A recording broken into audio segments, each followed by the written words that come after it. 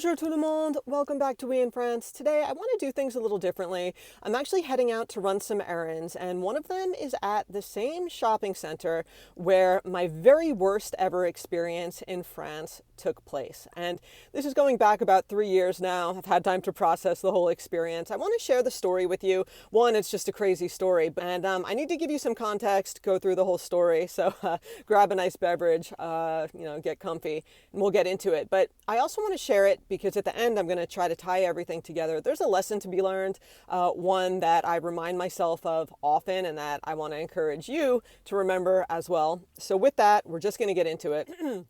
So to give you context, I moved to France in 2012. And for my first 5 or so years here, I really took that whole when in Rome mindset to heart. Do as the French do. Be very respectful of French people. Don't create any waves. Do what they do. Adapt, integrate, all of that, right? So just even little things from, even if something seemed a little strange, a little off, I would just take it as, guess that's normal. Guess that's what the French do, and I would always kind of quiet that inner voice, or if a red flag would go up, I'd just be like, must just be how the French do things. And I'll give you an example. So I live in a neighborhood where there are often solicitors at the door, everyone from Jehovah's Witnesses to roofers, handymen, people selling brioche, even knives. And you just tell them, no thank you, or buy a knife if you want. But one day, someone came to the door. Normal, right? That's what the French do. Someone selling potatoes. It was a couple. And I actually looked out my door to see okay, they have a truck with a business name, because they were just in plain clothes.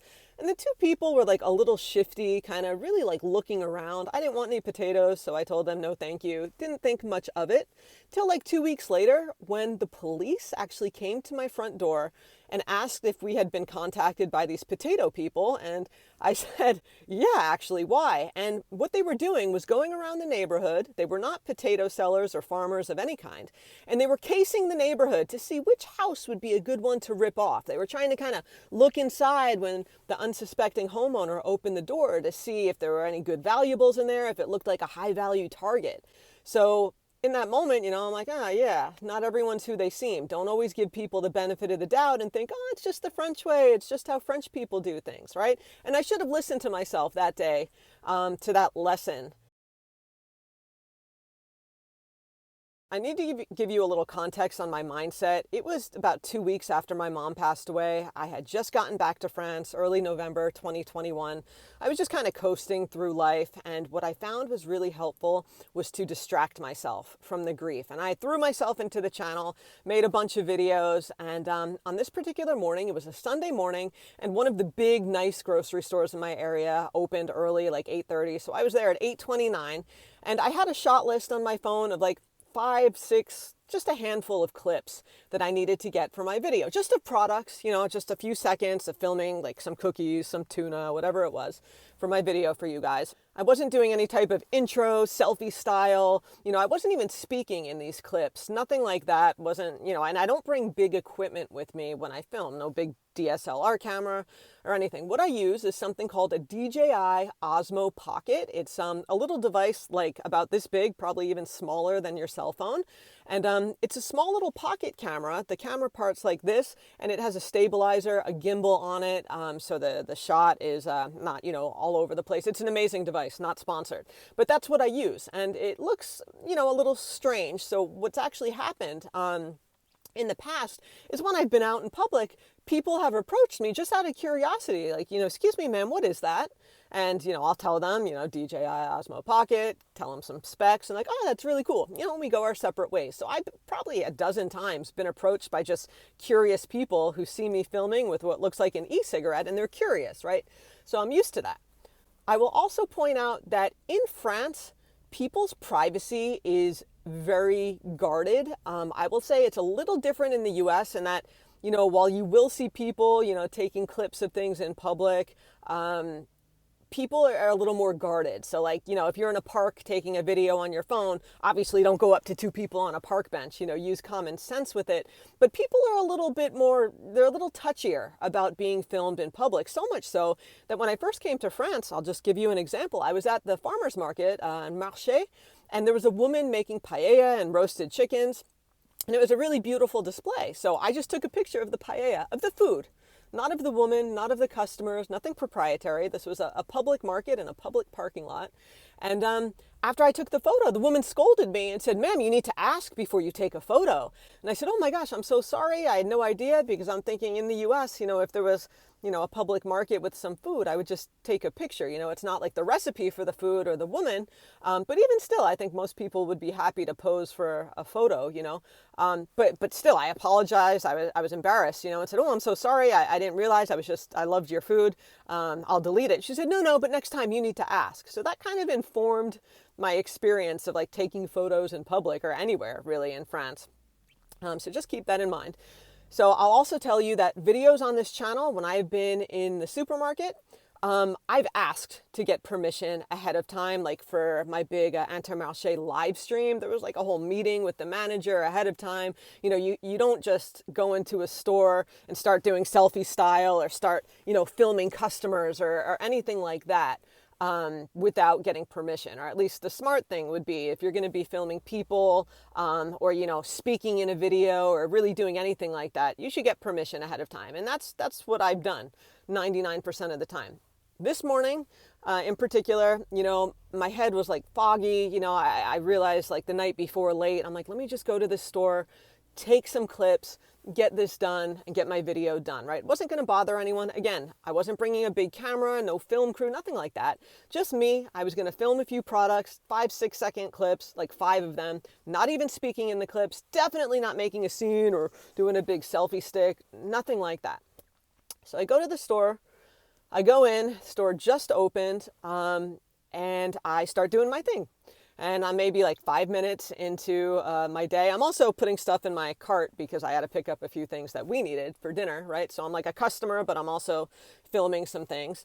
And I've seen French people do this before, and I've even done, like, not even for a video, where like you take pictures of things in the store because you're asking your family, you send a text message or you call them and you're like, "Hey, I just sent you 2 pictures. What do you want for dinner?" And I've done that with Tom before, where I've taken like a video clip and like, "You want the chicken or the beef?" Right? It's never been an issue, but I was using this strange device, right? And so at this point, a man approaches me, a guy I would say in his 50s, taller than me, in plain clothes, just like I was, comes over and says, "What is that?" No hello, excuse me, nothing. Just I'm in the middle of doing something. He was like, "What is that?" And I said, "Oh, hello." I said, "This is called a DJI Osmo Pocket. It's a little camera device with a gimbal," go through my whole spiel. He doesn't introduce himself as someone from the store or anything like that. And he's like, "Well, what are you doing?" I said, "Oh, I'm just filming some clips of products that I enjoy, thank you."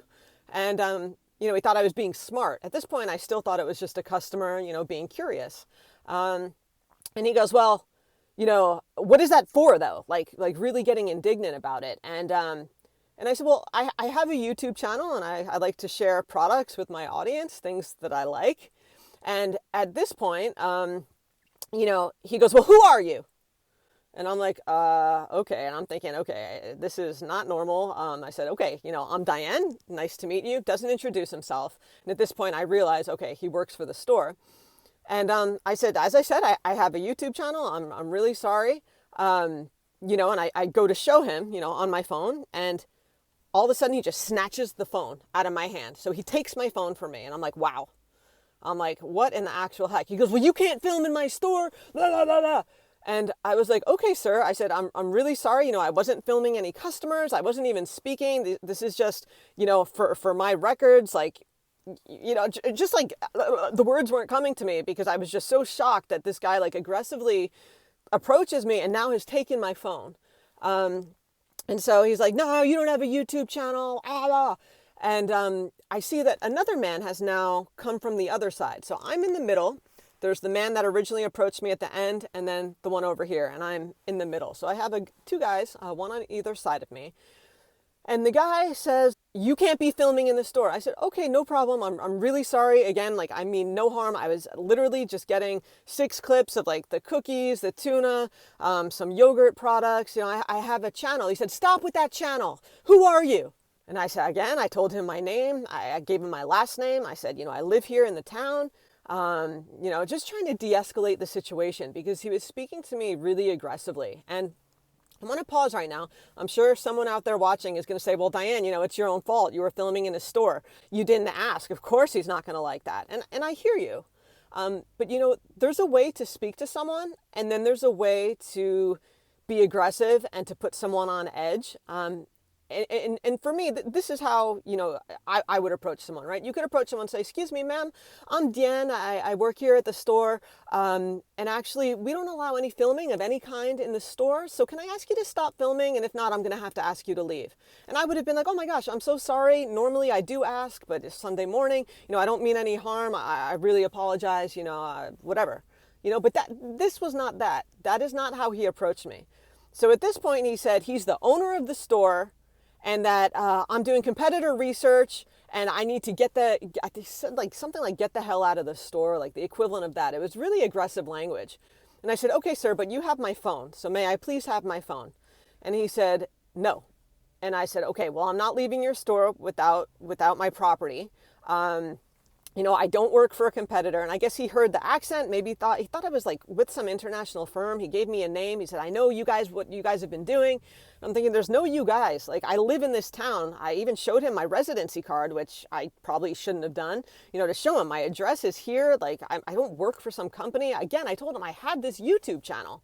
And he said, stop with that. He rolled his eyes. And at that point, he just got really angry. And I wanted to leave at that point. The other man was blocking my exit down the aisle to the exit of the store. And so I'm like, okay, and the guy has my phone. So although I wanted to leave, I wasn't going to just leave my phone with this guy. I didn't feel like I had done enough to really warrant how I was being spoken to at that point. And I was just trying to de-escalate. And he wasn't having it. And he goes, okay, you're going to come to the back with me then. And I said, no, sir, I'm not going anywhere. Like, please give me my phone. And at that point, he put his hands on me. And this is when things took a turn for the worse. The other man came in closer, kind of got real close to me. And this man, he took one hand, brought it cross-body to grab my upper arm, and then this hand right here to kind of grab my forearm. And so now he has two hands on me on different parts of my arm and starts pulling me. And I'm not a particularly, like, short or weak person. I could have gotten out of his grasp, but I didn't want to make a big scene because now there were people in the store who were kind of looking. Wouldn't be surprised if one of them pulled out their camera to film the altercation. And I didn't want to make a scene. I was embarrassed. I'm like, wow, I have two people from the store now, the store owner and a manager, with the one guy with his hands on me, like dragging me down the aisle. And people were looking. They probably thought I was a shoplifter, and it was embarrassing. And I said, okay, please, just let go of me. I'll follow you. I just wanted to de-escalate. So he takes his hands off me and says, come with me. And I'm like, okay, I guess we're going to go to the back now. He's going to have me sign something like a YouTube release or filming release, or I don't know. I didn't know exactly what, but I'm like, I guess in France, this is what they do. I didn't know if he was going to let me film. It wasn't a friendly tone, but I'm like, maybe this is just how he talks. I don't know. So I'm like, okay, he's going to give me my phone back. We're okay. And so again, the one man's behind me, the other man's in front of me. I'm like sandwiched in between. And I see this is not just like the little office behind the meat counter. I stupidly follow them through to the bellies of the supermarket. Again, Sunday morning, there's no staff. All the lights are off. All the offices are dark. The doors are shut. The shutters are down on the offices. They escort me into a dark, empty room with like a lamp on the desk. And the guy closes the door behind us, stands in front of the door, and the first guy slams a chair down and says, sit down. And I was like, wow, like at this point, I'm like shaking, like starting to like, I'm just not in a great mental state to begin with the grief. And now I just feel this is getting out of control, snowballing. I didn't know what to do. I wanted to text my husband. I said, listen, my husband's in the car. I wanted to run, but I mean, you're a woman with two men in like a dark hallway. I didn't know what could happen, right? It reminded me of the scenes in movies where, someone's cheating at a casino and they take you to the back room and they slam a chair down, and it's the scene right before they take a baseball bat to break your kneecaps, right? Like I didn't know what was going to happen here, and it was scary. Just being alone in this dark room with a dude blocking the door that he had just shut and another guy, towering over me. So this was not a nice, friendly conversation. The guy did not sit down. He made me sit down, and he's towering over me, leaning over me. It felt like a police interrogation, to be honest. He says, give me the memory card. And I said, sir, I would rather not do that. I promise you I will delete the clips at home. Again, we're talking about pictures of cookies, no proprietary trade secrets, nothing like that. I had maybe at that point like 6 clips, and I said, I'll do it when I get home. To be honest with you, like I usually do it from my computer. I'm not really sure how to do it. And he goes, give me that. And he snatches now the DJI Osmo Pocket out of my hand. And I'm like, wow, Diane, you are so stupid. You should have kept that in your pocket, because now he has your phone and now he has your filming device. And this is where things got really bad, because on that memory card were the very last videos of me and my family with my mom before she passed away. I had just gotten back. I hadn't cleared out the memory card. So that device and that memory card was very close to my heart. And I wasn't going to give it to him. And now he had it. He goes, how do you get this out? And I see him like pulling on the gimbal, and you know, an aside here, again, with my stupidity of assuming people have their best interests at heart and that they're acting from a good place and that do as the French do. I got scammed out of my first Osmo Pocket, an eBay scam, lost all the money, never got the device. So that was actually the second time I bought a DJI Osmo Pocket. So I really did not want it stolen or taken from me. And he starts pulling on it, and I'm like, sir, you're going to break the gimbal. Give it to me. I'll take the memory card out. Thinking, oh God. And the thing is, you have to kind of push it. It's the size of like a fingernail. It's a tiny thing. And he snatches it from my hand, and I'm thinking, if he puts this in a glass of water or smashes it, it will take everything in my power to like restrain myself, because as I said, there were clips of my mom. And luckily he didn't do that, but he starts trying to jam it into like his USB drive on his laptop, like trying to read it. And I had to like, said, sir, you need an adapter for that. That's a micro SD. He wasn't having any of that. I said, please, let's put it back in the device, you know, and all of that. And he was just getting mad, like really mad. He thought I was just making excuses. And I'm like, sir, you cannot read a micro SD card on a regular SD card drive. Like, I'm not lying to you. I promise you, I don't even want these stupid clips anymore. Like, just let me go, right?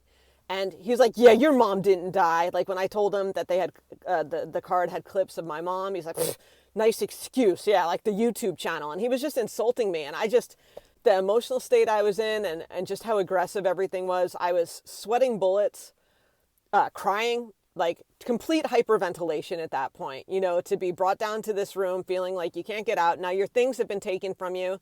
You have this man towering over you, screaming at you. Like it really felt like an interrogation. All for what? So I tried to tell him again, like, I'm going to delete the clips when I get home, I promise you. And he did not like that. He said, okay, we're going to call the police. And I again said, you know, my husband's in the car waiting for me, you know, please let me out of here. And he's like, no, like treating me like a criminal. He's like, we're going to call the police. And I said, please don't call the police. Like we don't need to escalate this. I promise you I'll delete the clips. And he just wasn't having it. So at this point, I would say from when I was first approached in the store till now, this had gone on for about 30 minutes. So you can imagine the tension running high, just what that kind of does to someone, just feeling like that, being on that side of a very aggressive tone from these men, and being interrogated, and then to have your things taken, to be told that you're lying about why you're there, about your mom dying, that he was like taking pleasure in saying he's going to destroy my memory card. He doesn't care about the clips of my mom. Yeah, right. Your mom died. You know, it was just really callous. It's not how you speak to someone, anyone. It was really a crazy situation, very aggressive. And at that point, you know, we go back and forth about this whole police thing. Wasn't going anywhere. We're just going in circles. And I said, if you give me back my phone, I will show you my YouTube channel. And the guy like would not give me back my phone, which was making me like really angry. And I said, fine, just please type in OUIN France into your computer. Look at it on your computer. So finally at like the 30-minute mark, he does. And he sees, oh, like it's an established channel, you know, not with 2 subscribers. And he sees some of my content, like some other grocery store videos. And all of a sudden, when he sees that it's my face, that it's me, that I'm not lying, despite having told him as much, like 4 times, his whole tone changes. Now he wants to be my best friend. Now he's like, oh, maybe we could collaborate. Now that he sees there's something in it for him, the promotion of his store, which I would never do in my life at this point, but I had to play the game, you know, to get out of there unscathed, to not have the police called, to get my things back. So I, you know, at that point, like wiped the sweat and the tears and everything off my face. I was like, yeah, of course. Yeah. And it worked because he was so happy. He wanted to exchange information. He wanted me to come back next week, do a whole video or series of videos at this beautiful store. And I'm just thinking, never in a million years would I come back here. Like, I'm not going to tell you where it was or what chain it was, because I don't want anyone to give this guy business after how I was treated there. Finally, lets me go and everything's buddy-buddy. And it was just crazy. Once he saw that I could do something for him, then the whole tone changed. But why did it need to get to that point? I explained earlier in this video how you can approach someone, how you can speak to someone, and this was not that. So it was a very aggressive, scary circumstance, just a situation that I think would have shaken anyone, but just given the mental state I was in, and then how we made it really personal about saying, like, taking like pleasure in saying he was going to destroy my memory card after I said that I had really precious videos of my mom, that she died, and to just not believe me and to like take pleasure in saying that. It was really, I don't know, it just felt really personal and terrible. And for those reasons, it remained my absolute worst experience in France. The whole thing probably went on for about 35, 40 minutes. I was probably in that back room for 25 of them with those two guys. And I don't know, there's no reason to put your hands on someone. I've seen shoplifters treated better, to be honest with you. And this whole experience has actually made me fearful to film in public. I am way more comfortable filming in my house or in my car than I am out in public, out and about. If I'm filming somewhere that pisses someone off, that, it's against the rules, just someone who happens to be in a shot doesn't want to be on camera. And when I'm alone, I really don't like filming in public. Just scared, scared that someone's going to be aggressive with me, going to put their hands on me, going to steal my devices, just that something unpleasant is going to happen again. And I feel a lot safer just making videos from the comfort of my own home, because after what happened, just the way that escalated, the way it went from like 0 to 100 in the span of about 2 minutes, kind of scarred me, to be honest. It was something that really has stuck with me. And I think it's just because of the emotions of where I was at that time. It just kind of had a lasting impact. I hate to admit that, but yeah, it was really, really shocking. I mean, I gave you the quick version with the highlights for this video, but it was really over the top, really aggressive, and I wish it never happened. And this brings me to the lesson. So what this all reminded me of, and it's a lesson now that I've learned many times, so I'm taking it to heart at this point, is that if something seems off, trust yourself. If a red flag's going off, if you get a spidey sense, if your gut is telling you, that doesn't sound right. I don't care if you're in France, if you're in the US, if you're in the middle of a desert and you're the only one around, if something does not seem right, do not blindly accept it for what it is, to save face, to be polite, to avoid creating a scene, because 9 times out of 10, it'll be nothing. It's no big deal. But that one time you don't trust yourself, that's when it's going to go bad. And I've had experiences where I haven't trusted my gut. And I think as women, it's so important that we do. We don't just write it off to being anxious or worried or paranoid or someone who makes a big deal out of nothing. If something doesn't seem right for whatever reason, do yourself a favor and listen to yourself. Trust that voice, because it's going to help you. I should have left my phone there and I should have gotten out of that store. I should not have let myself go to the back room, but I was like, maybe this is what they do in France. Idiot. But yeah, even like situations, like you hear stories, women who they're alone and the elevator opens and there's someone in there who's sketchy. They give off a bad vibe for whatever reason. We don't take the stairs because we want to be polite or we want to save time or whatever reason it is. And we get on the elevator and then something bad happens, or, we're robbed or whatever it is. We hear these circumstances all the time where someone's like, I had a really bad feeling when I woke up, or I shouldn't have gotten on that train, or should have taken the other exit. We don't listen to that inner voice, but it's the sixth sense that we have and we suppress it. And I just want to put a reminder out there to you guys, just like I do to myself, to listen to that inner voice. And that doesn't mean being rude or doing anything, crazy. It just means if something doesn't sound right, if something doesn't look right or seem right, just speak up, be polite about it, do whatever the context calls for, but don't just blindly accept something as normal because you think that's what you should do. And yeah, that's really all I have to say. So if you can relate to this, if you've had a similar experience, if you've ever not trusted your inner voice and you've had red flags go off and you've ignored them, let me know about that below. If you like this kind of format, just kind of us talking, let me know that too. I'm happy to try out new things for 2025. And just one thing, if you guys do choose to leave a comment toward me, toward any other comments that you see down there, please be respectful. Come at them with understanding. Give people the benefit of the doubt and empathy, because we're all human beings. We all have feelings, and if you're going to be rude or hateful or critical, there's really no place for that. So with that, I'm going to leave it here. Thank you again for your support on this video, on this channel. If you read my blog, I really appreciate that, and I'm going to leave it there. All right, talk to you soon. See you back here on We in France. Bye bye. Salut.